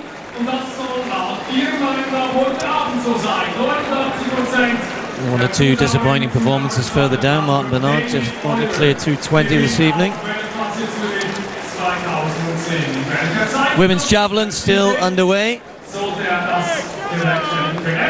And that's in the final round. We've got the men's 110 hurdles coming up in what could be one of the highlights. Given how fast we've seen some of the sprinting tonight, can David Oliver go close to the world record? There's the lineup: Sharman of Great Britain, Darien of France, Thomas Jamaica, Turner Great Britain, Oliver USA, Wilson USA, Brown USA, Svoboda Czech Republic, and Richardson of the USA. Well, Will Sharman had some sort of redemption after being disqualified at the European Championships. He ran the season's best in London, 13.39 of course. Garfield Darien, silver medal in Barcelona. That took one or two people by surprise. And again, another good performance in London in the Diamond League. Just 22 years of age. Dwight Thomas next to him, former flat sprinter, and now the Jamaican record holder at 110 hurdles. Well, Andy Turner is the European champion, and nothing else will matter this year when he looks back on 2010. Finally taking a gold medal, and he took it in fine style as well. But he finds himself alongside this man, David Oliver, the American record holder, fastest in the world this year, 12.89, oh so close to the world record in Paris. Well, let's hope that's a prediction. Ryan Wilson in lane 6. 13-12 this year. Second in the American Championships. And he's had a couple of seconds in the Diamond League this year as well, Monaco and Paris. Joel Brown, 30-year-old in lane 7. Disappointing European Championships for Petr Svoboda of the Czech Republic. Well, I'm sure in his country he went in there as the favourite to win. And he certainly was in a good position. He hit the 7th hurdle badly, finished 6th in the final. And then Jason Richardson in the 9th lane. 9 lanes, don't forget, in the sprint events here. But all eyes will be on David Oliver. No doubt about who's won the Diamond race. He can't be caught at all. He's had 5 wins, 20 points. And Turner and the others in this race will have to just focus on what they have to do. And maybe trying to hang on to his coattails. The world record is 12.87. The wind in the stadium has been, well, almost non-existent. Sub 13, it says on his spikes. Well, he's past that barrier. Oliver's in 5, Turner's in 4.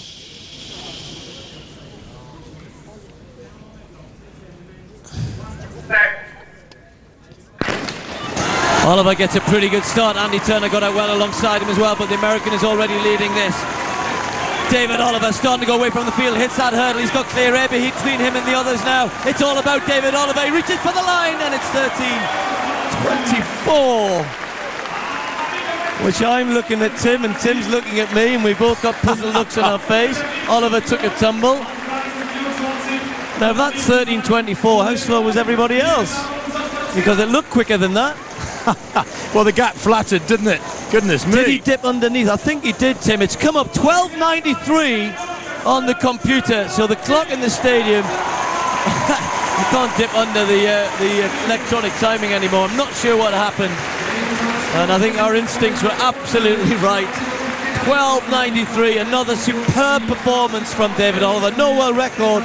A little bit of a following wind might have helped him. He was into a very slight breeze tonight, minus 0.3 into his face. And everybody, when they all crossed the line and looked at the clock, you could see they all were stunned by the time. This is the javelin, Obergfall.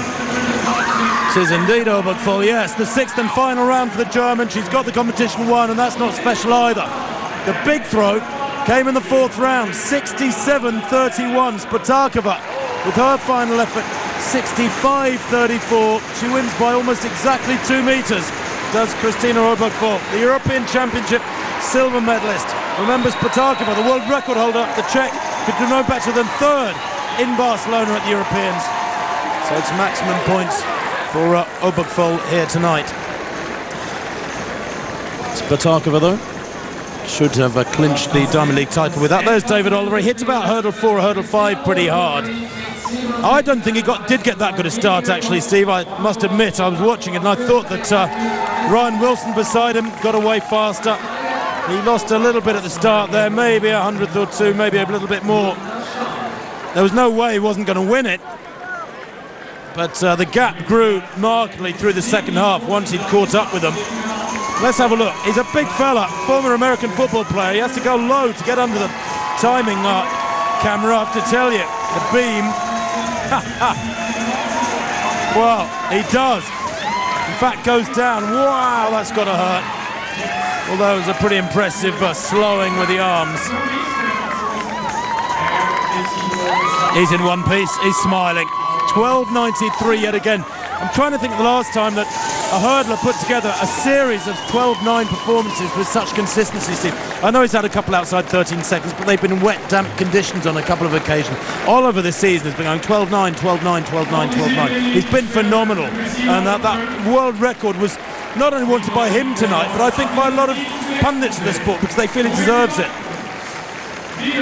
Well, the winning time 12:93, and I'm going to wind the clock back, Tim. I can remember being in the stadium when Nehemiah broke the world record here in 1981, and he ran 12:93 on that occasion.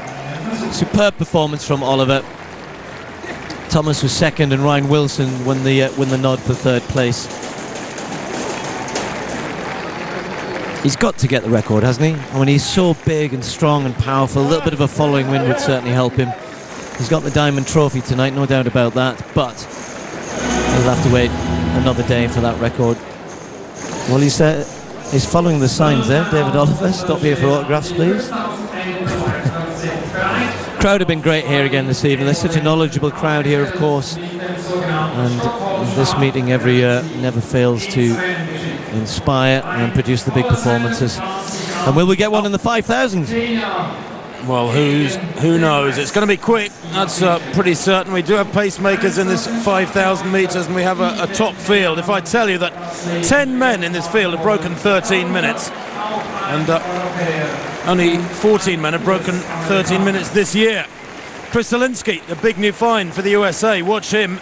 Can he get that US record of Bernard Lagat? Chris Thompson had a bit of breakfast with Chris. He's very, very happy after his performances at the European Championships, and still setting personal best 3,000 in Gateshead recently. Galen Rupp, well, fell over in Stockholm when he'd run about 11.5 or 12 laps of a great race. Mo Farah, desperately keen to break 13 minutes as Mo. He ran 13.05 was it in Gateshead 6 weeks or so back, and he wasn't 100% then. We know he is now, certainly was a couple of weeks ago in Barcelona with that fabulous double at 5,000 and 10,000 metres. But it's a big field, this. 19 starters, amongst them a Bekele, not Kenenisa Bekele, the world record holder, his younger brother, Tariku Bekele, former world junior champion. Chepkok is in there, winner at Gateshead. There is Chris Zielinski, 12.55 in Stockholm for a new personal best. That was after that 26.59, the first non-African to break 27 minutes for 10,000 way back in early summer. Kipchoge, Eliud Kipchoge, the world number one this year. Murga, the Diamond League leader, on 12 points to Kipchoge's 6 points. Everything to run for here. Bergen and Daniel Kipchirchir-Komen are the pacemakers. Don't adjust your set. Daniel Kipchirchir-Komen, the top 1,500 metre runner in the world 2 or 3 years ago, is the pacemaker here tonight. They really do want a quality job done. He will take over from Bergen, who will lead through the first 2,000 metres, Will Komen. Well, to break 13 minutes, they've got to run around 62.5 seconds per lap. That will be well within their compass. Away they go. Big field, good pacemakers, glorious conditions. Hardly a breath of wind in the Letzigrund this evening. It's all set up wonderfully for this penultimate track event of the evening, just a 4x100 metres relay to come. And the crowd here in Zurich, as we've said a couple of times tonight, so knowledgeable, love their distance running. We thought it rather bizarre, Steve and I, earlier on this evening, that there was no 800 or 1,500 metres for men here tonight, but there's a glut of middle and long distance races next week in Brussels, and already it's quick.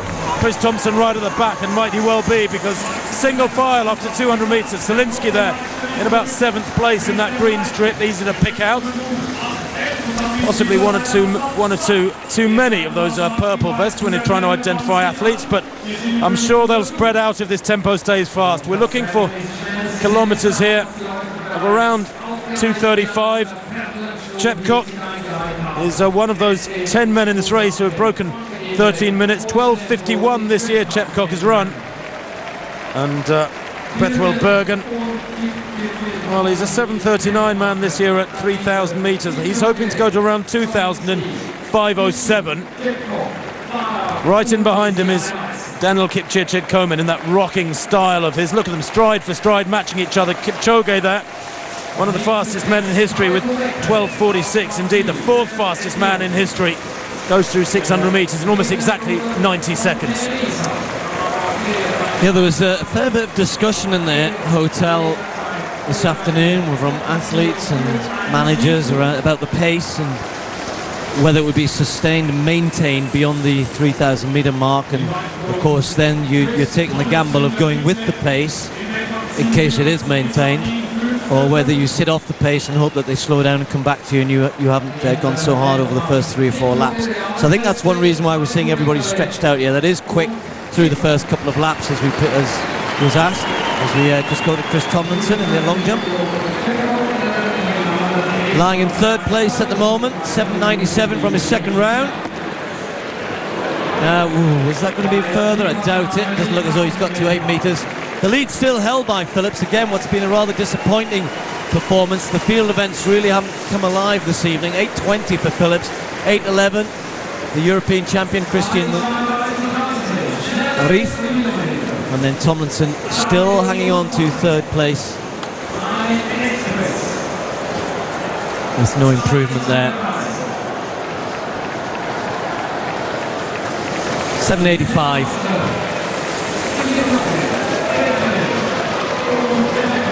He's on the front of our new phone book in the northeast of England, Chris Tomlinson, at the minute. Yes, I asked him how that came about. I'm not sure he knows. Dwight Phillips in this fifth round then with the lead, as I said, at 8.20. He hasn't had a legal jump since then. He's passed on 2 rounds, and that's over 8, but it's not going to extend the lead. He's enjoying himself though, isn't he, Dwight Phillips? He's got the diamond race for the long jump wrapped up already. Can relax this evening, and you'd think that those athletes who are in that position might have been able to produce something a little bit special under no pressure whatsoever, but hasn't quite been the case. But with 1 round to go, well, it's still there to be shot at. That lead of 8.20 is still within the reach of many of the men in this competition. So 8.4 for Phillips in the fifth round. Well, this is a replay from a few moments ago. I said that the new European champion, Christian Reif, finally got going this evening. 8.11. I think for a while he thought he'd maybe taken the lead. It's good enough for second place though.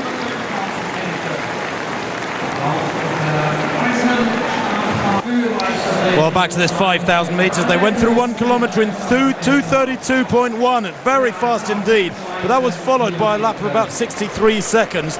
They're coming round into the straight now, not too far away from 2 kilometres. But they've been there's been a fair bit of shifting. Kristalinski's dropped back to about 12th place. Bergen it is who leads from Komen. Kipchoge still in third as they go through there. A 61.8. That's a little bit more like it. Bekele, the younger Bekele, is in fourth place. Then it's Yato and Chetkok, followed by Soy. The Kenyans very much to the fore, as you'd expect. The 2 green vests there are Slinsky and Galen Rupp of the USA, and right at the back is Chris Thompson, who's just beginning to drop off now. He's still moving at a fabulous tempo, I'm sure personal best tempo, but he's beginning to drop away. It's about 5 metres down at the back of this field as Chris Thompson. It's going to be very tough next few laps. There's that second kilometre, 5:06.9 at 2:34. So they've got to make sure this next kilometre is on schedule. 2:34 is too slow. We need about 2:32, 2:33 for sub 13 minutes. I think it's interesting, Tim, when you look at some of the athletes further back, the likes of Chris Selinsky and Galen Rupp of the USA, and Mo Farah, who's trying to get under 30 minutes. You know, you're trying to get under 30 minutes, and you really have to work out whether you try and pick it up in the last kilometre, stay in contact, and that's the problem with Chris Thompson now. You can see there, he's about 20 metres adrift. As we just bring you up to date with what happened in the javelin. We said earlier on, we saw Obert Fall had won it, and in second place, of course, Spatakova Stahl ended up taking third place. That's the first time we've really seen her this evening. The fourth round, 63.30. This was the throw that Spatakova thought for a moment might have just got close to the lead, but over 65 metres, but not tonight. It took her a while to get going. First 2-3 rounds really wasn't in the competition. And it was Obertfall of Germany with a big throw in the fourth round, and she knew when she'd hit it right out there, up 67 metres 31, a new meeting record for the women's javelin.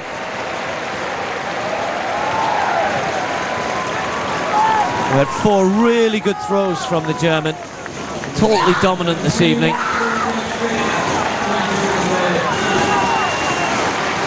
Well, she picked up the 8 points for tonight, but it will be Spatakova who will take the Diamond Trophy home. I don't think that's going to disappoint Obergfall too much, though. Great win here tonight. 67-31. There's confirmation of all of that. And some disappointing performances. Cara Patterson of the USA, who still had a chance of winning it this evening, but only finishing 9th with 59.50. So Spatakova will be picking up the trophy later on.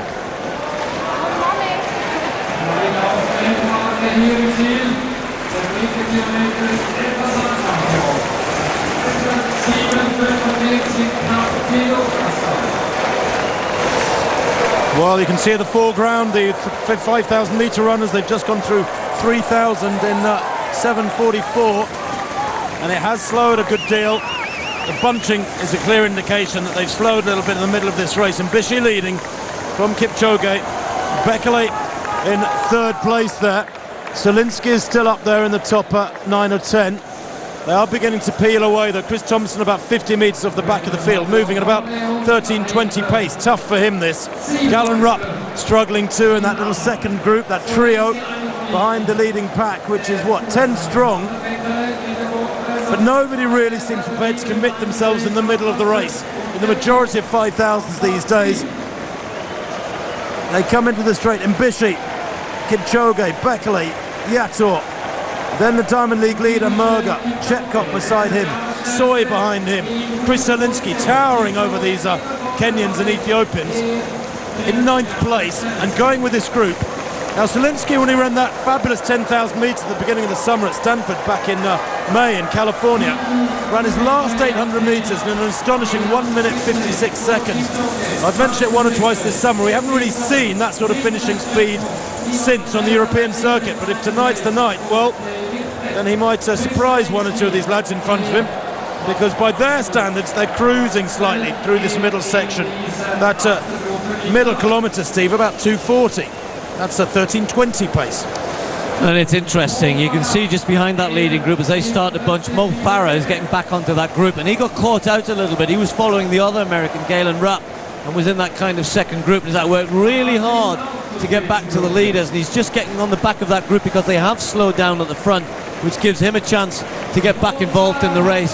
Another athlete trying to get under 13 minutes here this evening. But every lap that's going by now, that target starts to slip, and they're gathering themselves for the big finish. And of course, for the likes of Farah, haven't got onto the back of that group just as he gets there and tries to relax for a lap. It won't be long before they're away. Well, that lap 64.2, it was very slow. Look at the bunching there. 3 abreast across the track, gathering themselves now with just over 1,000 to run. It was, they may well go under 13 minutes tonight if the last lap's a tasty one, but Mo Farah, if he can just settle in there and gather himself for this final kilometre, because that's what they've got. This is 4K coming up now. There it is, 10:24, 2:39. Again, it's slow. Frankly, that's about 13:20 pace, nothing more.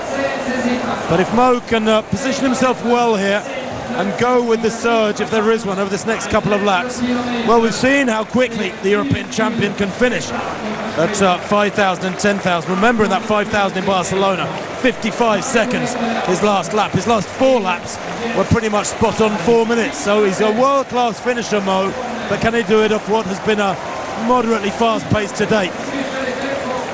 Well, Tim, anything around 2 minutes for the last 800 would do it for all of this group. They went through in about 11:57, 58.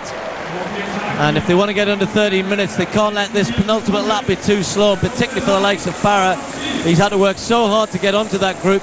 He's not going to push things on, but look at Chris Zielinski. You can see he's itching to go. Bekele moved himself out about 200 metres ago because he wanted to get closer to the front, so he starts to wind it up. But this isn't the big kick yet. That's yet to come. They're just starting to move things along a little bit and stretching this leading group out again. So 550 metres to run on the penultimate lap here. Bekele, well positioned. You might as well be at the front. Make the others work hard. They've got to run the extra metre to get past you. Chepkok in second place. Merga, the Diamond League leader, in third place in that all-black strip. Zielinski, can he shock the Africans here? Wouldn't that be a fabulous run from him? 400 metres to run then in this 5,000 metres. And Bekele, whose brother would destroy a field even of this calibre in this situation, he's out for the rest of the season, has missed most of the season in fact. Mo Farah in 6th place at the moment, just slightly isolated, trying to go with this quintet in front of him. 300 metres to run. And Bekele driving on hard there. Beautiful mover, biomechanically perfect, they describe his brother as, and he's not much different himself. Merger in 2nd place, Zielinski there. 200 metres to run, the American on the shoulder of Merger. Bekele's got 4 or 5 metres on them though. I get the impression Zielinski's got another gear just yet. Bekele out in front is flat out. So is Merger. Chepkot back in the 4th place. But Chris Zielinski off the bend. When was the last time you saw a non-African challenging replace the top 3 in Zurich? Down the home straight, it's going to be a win for Bekele. Mo Farah in 5th place. The win there for Bekele. 12.55. 2nd is Merger. 3rd is Zielinski. Mo Farah well have broken 13 minutes. Fabulous run, and that unofficially a new British record for Mo Farah. What a wonderful way to crown a fantastic summer for him and his coaching setup. In particular, Alan Story has worked so hard with Mo for several years, and all of UK Athletics to back up for him. Another European, dips under 13 minutes. No doubting the winner. Great run that from Bekele, the younger of the Bekele brothers, Tariku on this occasion. He wins it. The Diamond League winner unofficially is Imani Merger with 12 points. He too going under 13 minutes. Well, just break off for a second. That certainly was a great race, lots of fast times. A new British record for Mo Farah. That'll be confirmed in just a second or so. Culmination of the long jump in 2nd place at the moment. That's a little bit better, that's close now. He can't see those markers in the sand that we can see, so he thinks he might have sneaked this one here. Phillips, of course, has one more jump, but it's a red flag, so Christian Reif will not sneak this away from the American. Look at that. He thought he was on the board. He thought he might have gone far enough when he came out of that pit, and then he looks back and sees the red flag. Well, the European champion, that would have been a huge scalp if he could have taken it here. He's in 2nd place, so will remain there. 8 metres 11 in the 5th round. Close, but not quite close enough. Well, still getting over that 5,000 metres, and the times are coming up. It is a new national record for Mo Farah in 5th place. As we see Dwight Phillips in the final jump in the long jump. He's got the competition won. He's won the diamond race as well. Now what can he finish off with here? It's been a difficult night in the field at Zurich. Oh, that's... well, not the flourish he would have liked to finish with from Dwight Phillips, but he's been so dominant this year. He maintains it right through to the end. More competitions to come, of course, but not in the men's long jump in the Diamond League. So in not too long, he'll be walking over to pick up one of those trophies. Well, what a distance race that was to finish the racing of individual events tonight. The men's sprint relay to come. That promises to be a real humdinger with the British team in there as well. But Dwight Phillips, well, at the grand old age of 32, he's pretty much untouchable when he comes up against the rest of the world, isn't he? 8.20, winning comfortably tonight. So there's confirmation then. Didn't have to be at his best. It was good enough though. 8.20, 8.11 for Reif, and then Chris Tomlinson in 3rd place. Well, Merger is confirmed as the Diamond League race winner. His grand total 16 points to Tarugo Bekele's 14. Pretty close, that one. But I can tell you that the first 6 men home, breaking 13 minutes. Mo Farah 12.57, 94. Fabulous stuff. And I guess just a word for whenever anyone loses a record, it's been, I was just adding it up, 28 years, that British record. Dave Mocroft set 1982, wasn't it? Well done to Mo Farah, with Bekele taking the plaudits at the front, but what a great race. There's a result. Tarugo Bekele then taking the 5,000 metres. Merger is confirmed as Diamond League champion, 2nd tonight. Chris Zielinski in 3rd. The first 6 men under 13 minutes in that 5,000. Well, we said earlier on the pole vault wasn't the best of competitions for some of the expected to be better performance. Spielberg, best she could manage, 4:61. And then we saw earlier on Fiafanova, who went out after having had a failure at 4:76 and then 2 at 4:81. So the best she could manage tonight, 4:71. And that meant that the winner, and we haven't seen much of her this evening, but she was a clear winner indeed. It's been a superb season for her. Been totally dominant. The world indoor champion, Fabiana Mura, was 5th outdoors last year. And she's had a superb year, of course, been able to shine in the absence of Isinbayeva, and has had a level of consistency that most of the others have not been able to match. 4:81, good enough tonight.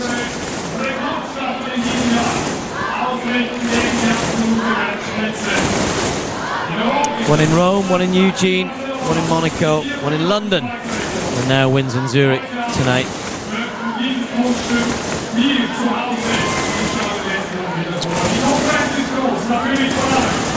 So their confirmation, 4:81, the winning height for Mura. And in the end, it was a fairly comfortable win ahead of Fiafanova of Russia and Spielberg of Germany taking 3rd place.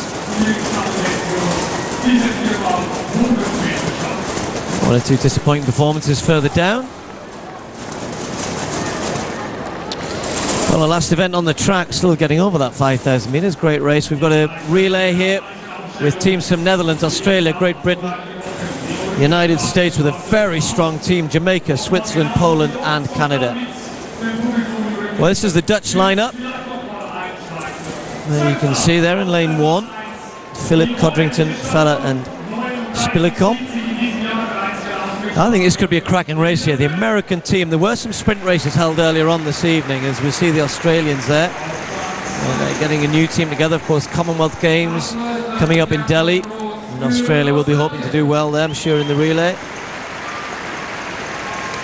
And we're going to see the British and American quartets, and they've already had a little bit of a run out earlier on. And although Christian Malcolm didn't run, Noel Balogun did, Marlon Devenish did, and Mark Lewis Francis did, but in the 100 metres that Lewis Francis and Devenish was in, there was a false start from Lewis Francis, who initially thought he'd run 10.17. And I think they were looking, or they will be looking forward to the relay, but not as much as this American team. This has been picked by John Smith. He was given the job of all of the Americans on offer here, and this is the team. It's Kimmins, Spearman, Tyson Gay, Mike Rogers. Kimmins ran 9.95 in that 100 metres, which was not part of the main programme earlier on this evening. And we saw Spearman run a superb 200 metres. Tyson Gay and Mike Rogers, they'll go close to the American record if they can get the baton round. Speaking of which, the Jamaican team, Forsyth and Freighter, were in that 100, and they actually stopped running. They were aware of the false start, and they ran a good 50-60 metres or so. Well, it was a weird one, Steve. The recall only went up to 50 metres, so the two Jamaicans heard it. They stopped, the rest carried on. Well, the Swiss team, I mentioned them earlier on, they're on the front of the programme here in the Weltklasse. 4th place in the European Championships. Actually, their gold medalist, Victor Rötlen, got the evening off to a nice start. Did a lap of honour, the man who won the gold medal in the marathon. And they'll be looking for something special to finish off the evening from their Swiss relay team. Poland outside them in 7th, and then Canada in lane 8. But all eyes are going to be on, I suspect, the 3 middle lanes, but particularly United States in 4. The Jamaican team, of course, it doesn't have its big stars of Bolt and Powell. No we've got Michael Freighter, no Nestor Carter in there, but with Forsyth, Freighter, Mullings and Blake, and they're running outside of the Americans, they're going to have something to run at. You saw Spearman there, he's going to be on the back straight.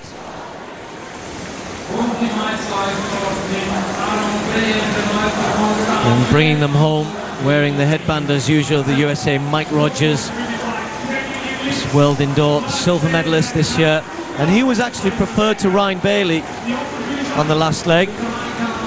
Michael Freighter, Jamaica, and there's Tyson Gay. Gay's going to be on the top bend. He'll have Marlon Devenish inside him. He'll be chasing Steve Mullings, who ran pretty decently in the individual 200. The individual 200 wasn't that long ago.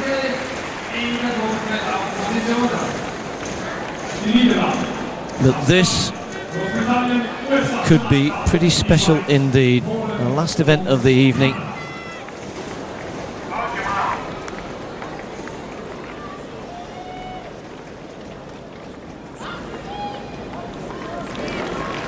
So the Jamaican team in lane 5 outside the Americans, a superb American team. If they get the baton around, they could be in for something pretty special. 37.4 is the American record. Of course, the world record held by Jamaica, which was broken in the Olympic Games.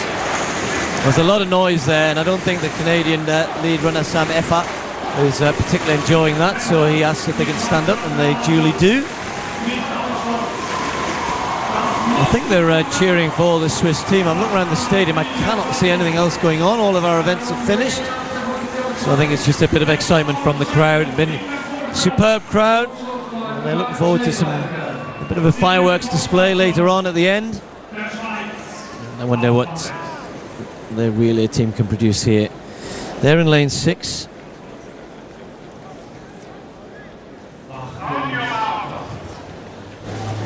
So down to their marks again. Canada are in 8, inside them Poland in 7, Switzerland are in 6, Jamaica are in 5, United States are in 4, Great Britain in 3, Australia in 2, and the Netherlands on the inside in 1. That's Trell Kimmins, the lead-off man for the USA.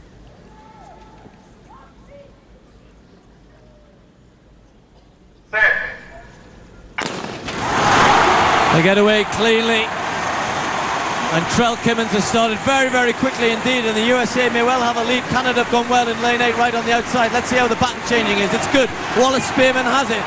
So the USA already up on Jamaica and going well. Canada still going well. Great Britain trying to get into it in lane 3.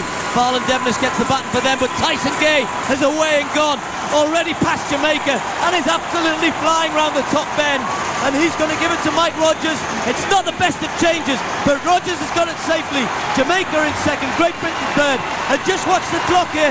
Mike Rogers of the USA.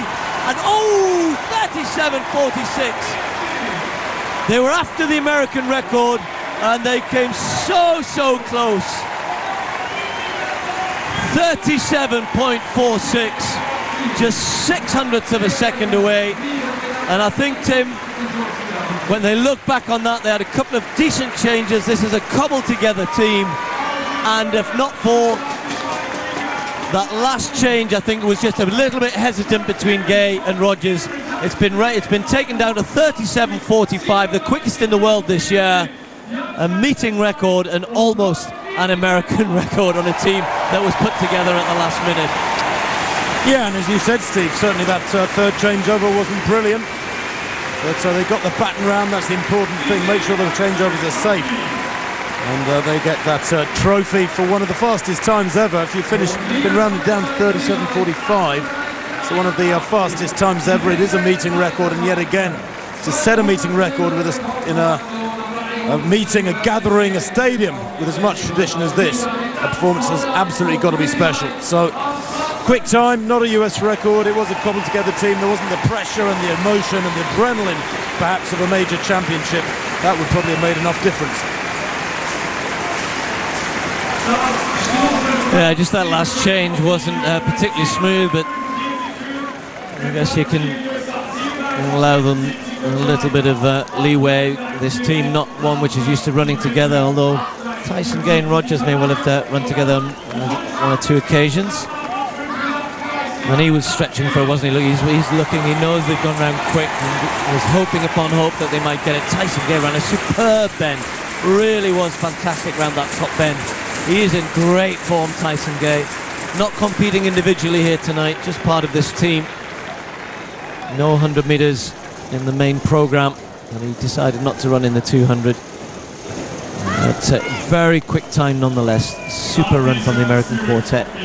Jamaica didn't do too bad, did they, without their big names? 37.76, and Great Britain in 3rd place, 38.41. Well, it hasn't been a night of nearly performances, that's for sure. There's been several stadium records, meeting records I should say, and world leading performances as well. Think back to Jeremy Warren at 44.13 in the 400 to win his Diamond League title. So 37.45, fastest in the world this year, and Jamaica, Great Britain taking the minor placings. Switzerland managed 5th. It's been a good evening, Steve. hard to pick the best of the bunch. I mean, do you say it was Warner? Do you say it was Dave Oliver, the 12.93, and into a slight headwind? He made mistakes. He's come out and pointed after the race already for us here in the stadium that he'll iron out those mistakes and the world record will come. Lopez Schleep, 12.53. I mean, you know, it was just about every event absolutely top notch. They were, and we've just seen Spearman handing the gay there. It's a good place to park yourself, isn't it? The insect doesn't come with the trophy, by the way. They're extra. Yeah, Spearman, 1979 in the 200. Great performance from him as well. So I think those three are the standouts: Warner, Spearman, and Oliver. I wouldn't necessarily, if you push me, I will choose, but I know you won't. I'm not going to. I wouldn't dream of pushing you. No, we didn't get a sub-4 in the women's 1,500 metres. We didn't get sub-8 in the men's steeplechase, but it seems rather churlish almost to point out those or suggest those are negatives. What has been a glorious evening here in the Letzigrund. 26,000 spectators, very happy indeed. Take your pick as to the best performance of the night. The champions Spearman, Oliver, Phillips, Langat, Mura, Ostapchuk, of course, for that shot yesterday, Warner, Ukov, and Felix, Spencer and Rees amongst the women's Diamond League champions for 2010. The inaugural Samsung Diamond League season, having the first of its two finals here tonight in Zurich on a glorious night. Very, very satisfactory level of competition, it has to be said. There'll be plenty more to come in Brussels in a week's time. Wallace Spearman, 19.79. That was one of the meeting records, winning the Diamond League with 13 points. Of course, Dwight Phillips, 8 metres 20, won the Diamond League from Fabrice Lapierre by a big margin. 24 points for the American from the Australian Lapierre's 11 points. Well, the Melns. Kelly Spencer, I was going to say. 400 hurdles. Yeah, that was a personal best, 53.33 for her. Brittany Rees, 6.89 in the long jump, 18 points her tally to take the Diamond League title. And Paul Kipsiele-Kolic in that steeplechase, 8.01.74, just 17 points. Fabiana Mura, we just saw, who won the pole vault, 4.81, 23 points. And I think this is a really nice way of celebrating. Spatakova just coming out. There's Ukov, who won the high jump fairly comfortably this evening. There's Spatakova. And to pick up her diamond trophy. They're great trophies as well. We had the two shot put competitions were held actually yesterday in Zurich, their main train station, and Ostapchuk. There's only 50 trophies out there because Ostapchuk already carried off her trophy yesterday. There she is, actually, joining the party. So she was the first winner, and the men's shot put will be decided next week.